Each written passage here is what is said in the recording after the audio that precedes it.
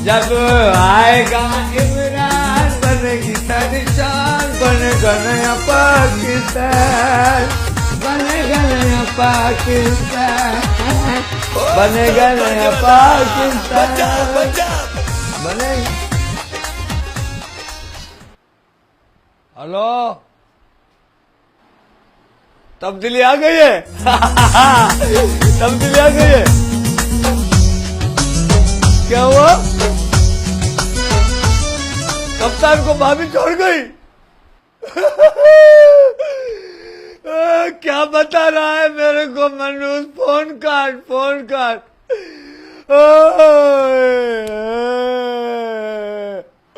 अरे बाबा, अरे यार, क्या हो गया? मुझे तो बता क्या हो गया? क्या तुम भी थोड़ा रो तो सही। बताओगे तो रोऊंगा, ऐसे कैसे रोऊंगा? तू किसको छोड़ गई? कप्तान को। अरे हम टाइगर रोल गए, डी चौक पे डांस करते थे, भाभी की शादी हुई, हम डांस की, भाभी छोड़ गई, कप्तान हमारा फिल्म छड़ा हो गया। अब्बा थोड़ा रो तो सही। तूने भी डी चौक पे बहुत पैसा कमाया था, जेबे काटे थी अंकल।